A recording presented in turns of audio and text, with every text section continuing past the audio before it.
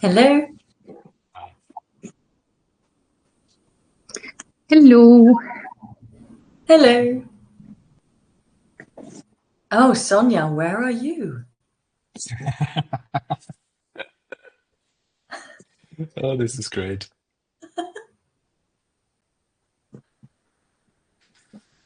All right. Can you hear me? Okay. Today's topic is cleaning up, closing loops, freeing up space. How fitting that we all just had to free up space and find a space to actually join the call, even though we're all in the same space, sort of, just in different rooms. Um, hmm. How do we want to tackle this topic?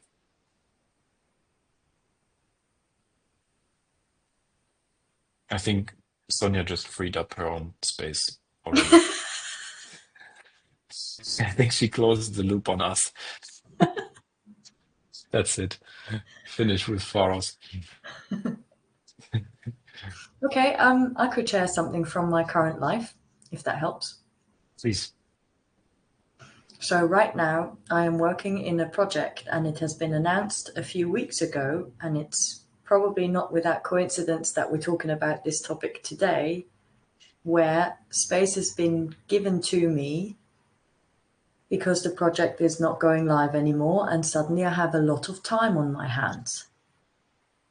And with all of this time, I could go back into filling it with all sorts of things.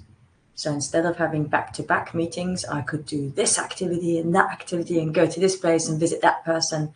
But instead, I've realized that this space is a gift for me to come home again and to be a bit more in a calm sphere where I can figure out what I actually want. And that feels really nice. It's a good activity in this summer break, sort of, right? When a lot of people are anyways gone on holiday to take the time to readjust and maybe set a new course, a new direction. Yeah, I mean, in your case, you're basically forced to do that, which is unexpected and probably also not so easy in some ways. Um, how do you navigate that, to from one moment to the next, facing this course correction or this completely new, this empty space, what to do with all of this? I'll be honest with you, I'm only human, so I also have emotions, and there's been grief coming up, project members I have to say goodbye to, or there has been inner turmoil and an unknowing, which is not a comfortable space to be in. And as much as I resisted those states, when I was resisting them, they were persisting and it got worse. But when I allowed these states to be as they are and to allow the emotions to flow and feel them fully, it got easier. And I think when I'm through the other side, I can suddenly feel grateful because also that space has been opened.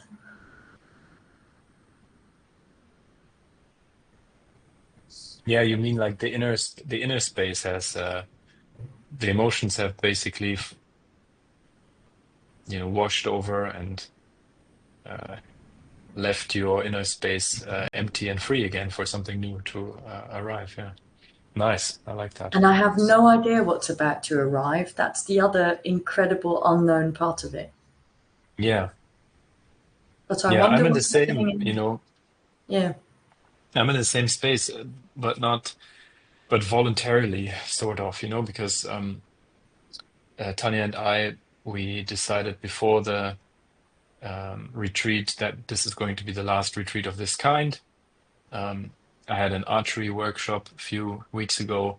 It felt like, okay, this is also going to be the last one. Uh, I'm considering that by the end of the year, when I teach in at the university in Dortmund again, that this might be the last semester I teach there also. It's not yet fully decided, but just feels like some loops are closing, and not in any bad way, not in any resentful way, more in a more with gratitude. Actually, I'm very grateful for what happened and all the beautiful memories and learnings. But it's time for something new. And I have no idea, like what you said, I have no idea what that new thing is. Um, for me, I have this creator mindset always. So to stay in this space of not knowing what the next thing is and not prematurely deciding something and running with it before it's actually clear, it's not easy. It's a challenging phase. Um, like some people who really like to go to the gym, but they don't enjoy the rest day, where they really have to do nothing for the system to recharge and regenerate. I'm a little bit like that with this scenario. I'm like, yeah. So, what is the polarity of that? What do you do to be in a space of calm again or acceptance? Well, I mean, first of all, I accept that I'm impatient. So to fight my own impatience does not work. I have to admit it. And then it's really about tuning in and filtering out what are just mind, ideas, mind-based ideas. Oh yeah, I could do another version of this. Oh yeah, that would be smart to combine this with this. And this is all just mental mumbo jumbo. I would rather have this intuitive thing coming up like, ah yeah, now this. And I have to be quiet to listen to that. So it's Can you really explain about that? quiet. Can you explain that more? How you know which ideas to pursue, or when you know, okay, this is the right time to start something new? Because you said like you're not going to start immediately, right? Well, if a clear idea comes up, I start immediately. I don't have any desire for any artificial delay. Like, for example, I did this. I'm doing these little video clips, eight clips a month, and they are scheduled. I record them beforehand, and then they are scheduled for the month. And a few days ago, I had ideas for the new clips for August. So I wrote the scripts down all in just an hour or so, and I'm going to record them tomorrow, and I'm going to publish them already on Monday. Like I don't want to wait with that because that's very fresh. That I feel like that has to be shared. I want that to be out, and I'm not postponing that because that was really out of nowhere. I'm just, oh, here's an idea, and then I sit down and it just flows. So why postpone, right? But for me, it makes a difference where the idea comes from. It needs to come from the gut, from the belly somehow, from deep inside, and not. It needs to come effortless without much strategizing or thinking. Did you Even ever find scary, this? What did you Yeah, wanted to say? like sometimes the intuitive things can be scary also because they are not polished, they are more real. And that for me is also a good sign. Before I was always like, oh, yeah, that's scary, so I probably shouldn't do that. And today I'm more like, oh yeah, that's scary. That's precisely why I should do that. Yeah. Nice. Yes, so I can relate to this feeling of an idea being very fresh, and you feel that fire and inspiration to bring it to life. My question was actually aimed more towards that sometimes you have too many ideas. It's like every second day there is like a new idea and feels fresh and inspiring. But if you follow that, you keep changing all the time and you might not finish what you actually start. So I don't know if you ever experienced that, or Kelly, if you know what you do if something like that arises. I wonder if Matthias would have the same answer. I would go with what is my intention? What am I wanting to create? Or, I mean, in the theme of this topic, cleaning up, freeing up, what is my intention to release and let go of? And with all these ideas coming to mind, why don't I sit down with a piece of paper and a pen and start listing them and see if any of them are aligned with that clear intention? Maybe that is following the breadcrumbs. Yeah, that's an interesting idea. Honestly, I never did that because this, I don't know, it might spark some like a mental trail, like why am I doing this? Is this even worth it? What the goal is serving? This goes into a mental exploration. And if I follow that mental exploration, I might end up at the position where I might think, well, it's not worth pursuing anyway. That's why usually I go more with an intuitive approach. Like if it feels right, I start. And then you're in the middle of a process, but then something else comes that feels right. So, and somebody once wrote that you don't have to follow each idea which feels right at the moment. But I'm not very familiar with like mental selection of individual ideas. That wasn't Matthias, a what are question. your suggestions? Well, I mean, there is like a whole lot of coaching approaches that you can use in that moment. You could write down your ideas and figure out which one is the most exciting one for you. Start with that. You could write down your ideas and attach your values, your core values to them, and see which idea covers the most of your core values. So that is a good indicator that that's the one with the most energy. You could ask for companions, supporters, collaborators, and the idea that finds the most energy out there in the field. You could pick that one. Like there's several approaches to this, but again, they are all a bit conceptual. I'm much simpler. I'm like, I take the idea that holds the most excitement for me and maybe is the most challenging in a way, and then I take a first step and try how it feels. I'm asking myself, what would be the smallest step that I can take right now in this direction? But I go into doing quite quickly to not stay stuck in the whole planning phase because this is nonsense, you know? I've done that in the beginning of the coaching, creating a website or whatever, and workshops and business cards for 1 year before I had my first client. I would never do that again like this. I would not. I would postpone all of this stuff and try and get a client immediately, because only this brings me the experiential insight if that's actually what I want to do. So I would try and get my hands on it and into the direct experience of it as quickly as possible. And then maybe I let it go because it's not the right thing.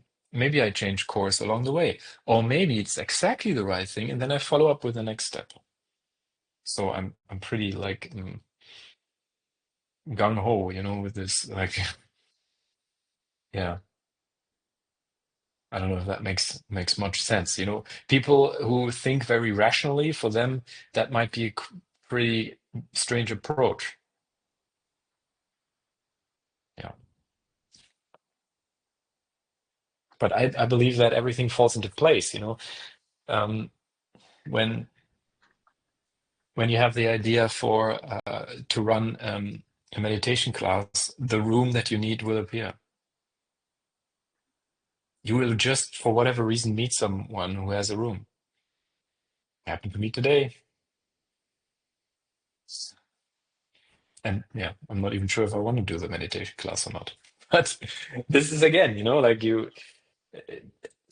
if there's the space is empty and you're completely empty, then something comes out.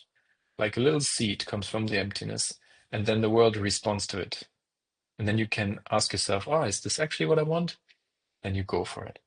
Or you let it sit, because some of the ideas, they go away, they fade away, and some are persistent, they're still around the next day, and they're still around the following day and the day after. So they don't go away, so maybe there's something to it.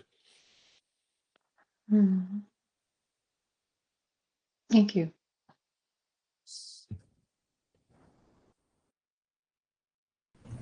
It feels I would like like to. Sorry, Kelly. Go. it feels like it's great how we're talking about creating or how things come into play at the right time, in the right space. That was Fluff barking, by the way. He also joined the call. When we're talking about freeing up or cleaning up, we all know that sometimes that can feel quite uncomfortable, specifically in the relationship area, where it's about really figuring out who in our lives is really bringing us a lot of joy or encouraging us in our growth, or being just a committed path shower and journeyer with us, traversing the same pathway. How do we feel really when it's about figuring out who are the right people, and how are we able to find peace with letting go?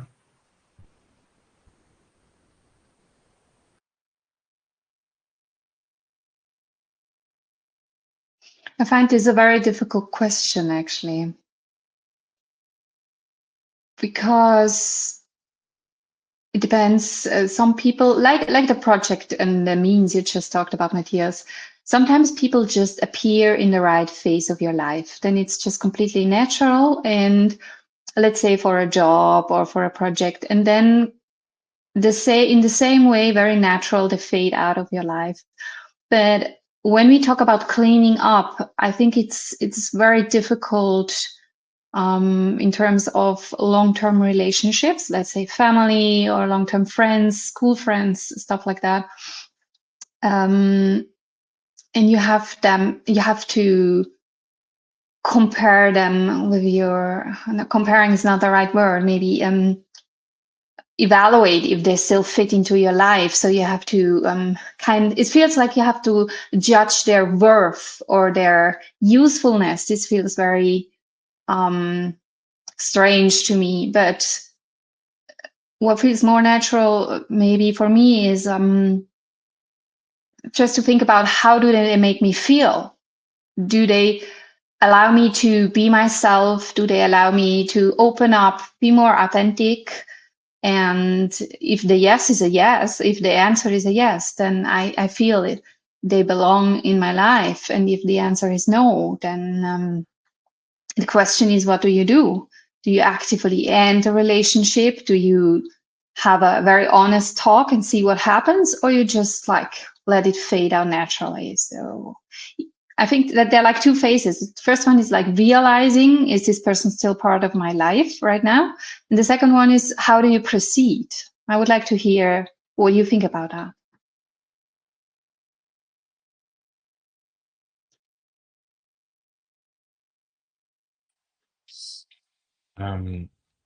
I think it's for me, it's not so difficult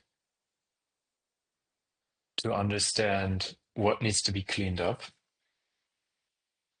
That comes fairly easy, but it's more difficult to follow through with it.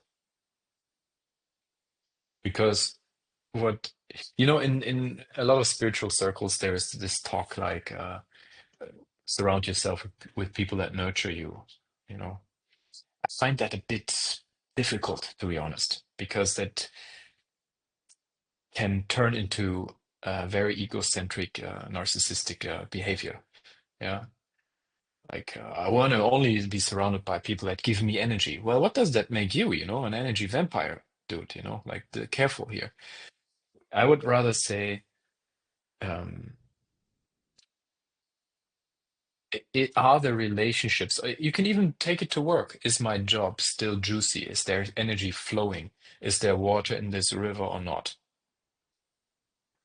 And in relationships, for example, a relationship can be very juicy and uncomfortable. But you can learn and grow, and it can be very, very uncomfortable. But that doesn't mean that there is no water flowing, and there's lots of water flowing. It's just uncomfortable. So I would keep that relationship. That's great, right? Um, so my identifier is water flowing? Is it juicy? Is there movement? Is there energy? Then yes. And if not, uh, then it's also not a clear, like, no, it's not like, oh, I have to exit this. Maybe it just needs a different perspective. Maybe it needs a little bit of a jolt of electricity to spark it up again. Like sometimes circles of friends can be stuck in the same pattern. You meet with them and you do the same thing over and over again, but nobody's really happy with it anymore. Well, you could still like the people and do something else together. Just change up something and see if the water is flowing again. So that's the identifier. And what's challenging for me is once you are clear that something is not working anymore, well, then it's about closing loops and saying goodbye or breaking up or quitting your job and ending. It's about ending, and that is my thing. I like beginnings. I like spring, but I don't like so much winter. Endings. I don't like that. I don't like goodbyes. I like hellos. Uh, But it's a form of wisdom to understand that there is no hello without a goodbye. So both go hand in hand. Um, hmm. Wow, it's not so easy to talk about this, but I guess yeah, that's where I stand.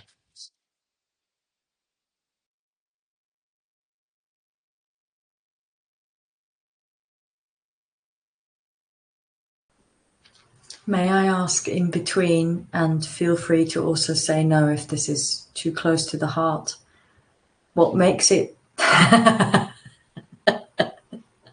He's disappeared, dear people. We can finish the call. How is this difficult for you to talk about or to experience right now?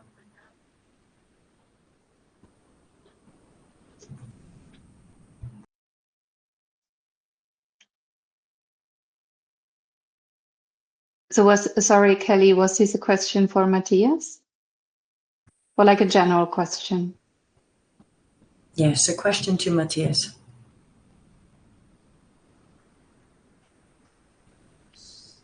How is this difficult to talk about?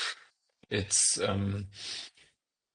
unprepared and spontaneous, and I have to feel into it in this moment, why something is difficult for me and why not. So I have to do both, sort of. I have to do some kind of inquiry and at the same time talk about it. So that's a bit of a multitasking thing. But it's good. Also, I realized that it's gotten a lot better over time, and it's really funny because the whole, like the seasons, really the spring and the autumn or the summer and winter kind of thing is really representative for me. I remember 20 years ago, I would hate winter with a passion. I would have a winter depression every year. And that has got much better. But there is still a tendency that I like summer better. Yeah.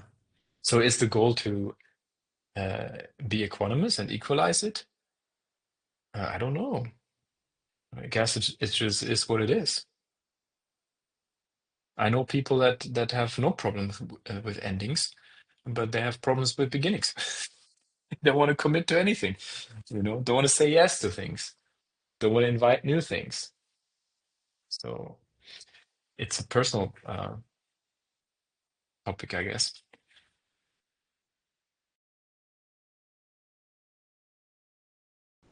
Thank you for sharing that. Very open and vulnerable.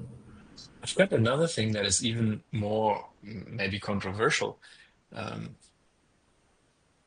Is Pharos still juicy?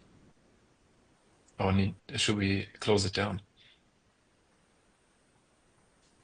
Well, let's ask our members. How about that? For me, that's everything that we talk about. I immediately apply to my world and what's in the world, and now we are in the Pharos thing, and we've been building it organically, without much force, without much pushing. But I guess on our next meeting, the three of us, we have to ask ourselves this question: there's water in this river or not? That will be a very good and important question to explore. I agree. Yes, and we don't need to do this now, but I wanted to address it now, to show something. Show something real that's happening now. Exactly, like every topic that you talk about is not about something else or someone else, it's about you, every single one of us, and every single one who is watching this. You can immediately turn this into an inquiry. Is there something to clean up in my life? Is there a loop to be closed? Is there space to be freed up? What am I holding on to that is where there is no water anymore flowing? And where is the flow actually? Is there some flow? And for some people I know, they see the flow, but they are too afraid to jump into it. So this is a nice confrontation now also. But I don't want to exclude us from this confrontation. I want to be in it as well. And that includes Pharos and even our relationships between the three of us and all of this, everything.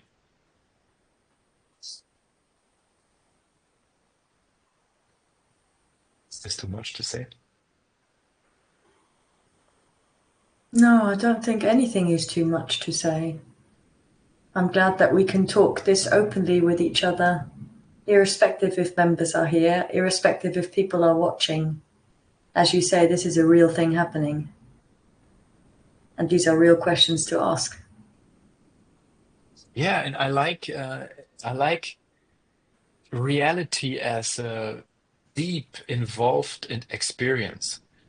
There is a difference between watching a movie in a cinema and then say, "Oh yeah, that was a nice movie," or during the movie contemplate about your own life and why you're not the superhero on the screen, and if you're the villain maybe, and why do you not like this one but that one? Why you identify with this one? I personally, I really love this. I do that all the time, and then I walk out of the cinema with new inspiration, or with some fear in my chest because I have to do something that is uncomfortable.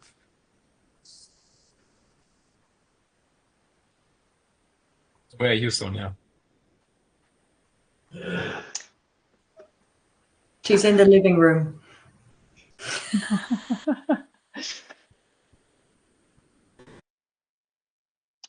Actually, I think I'm in the same situation like you before. I think those are very deep questions that stir up a lot of thoughts, a lot of feelings inside me.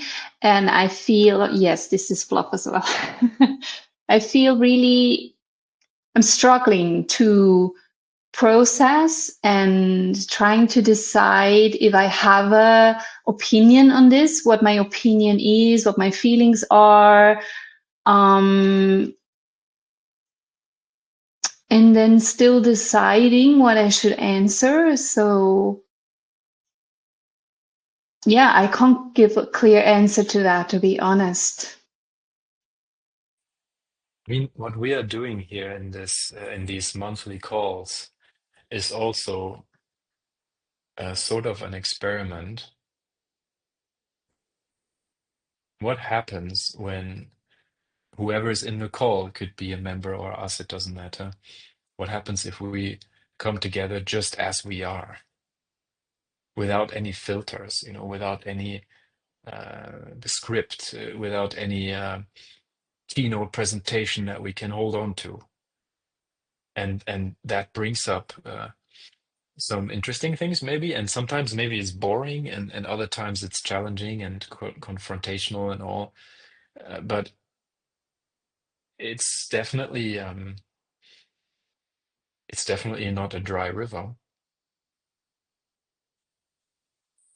Well, yes, here I agree. I think it challenges each and every one of us in a different way. And for me, I would love to have more, like, it's like a song, right? And a song is really interesting when there are, sorry, the light is very strong. Gonna change the angle. A song is really interesting when there are nuances and like different voices, different instruments. So this is maybe something I would love to have more on Pharos, which I think would make the river even more, um, how do you say in English? More full, more vital and alive, to have more voices, more opinions, and also the riverbed needs to change once in a while, right? For the river to stay healthy. I mean, a river that just runs straight is not healthy. So yeah, I don't even know what I want to say about that. There was a lot of good stuff in your sharing. Thank you. I'm just realizing it's already half an hour. So, Kelly, do you have any good angle to wrap this up?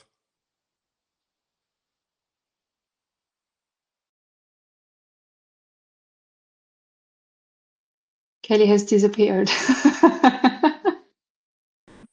Kelly is breathing into an answer to not let it come from the mind, because the mind has very clever thoughts.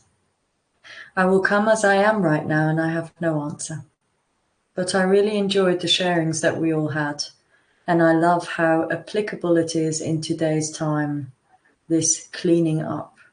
Not just the creating, but it's also the being able to let go and release. And it's a vital part of our cycle as human beings as well. Thank you for all of those who wanted to watch this recording, who can take something out of it. Yes. And maybe you can do a little contemplation for yourself after watching this. And ask yourself, is there anything that you would like to clean up in your life? Any loops that you would like to close? Any space that you need to be freed up for something new to appear in? And really invite honesty, like radical honesty with yourself.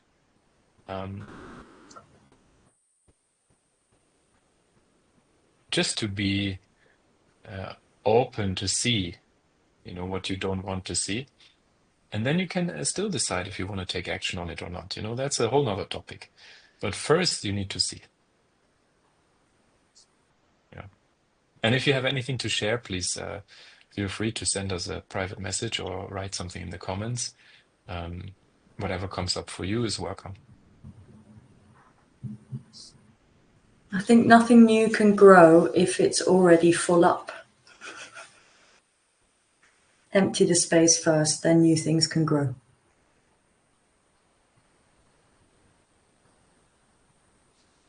That was perfect last words. Thank you, everyone. And we see you next month. Ciao, ciao. Bye.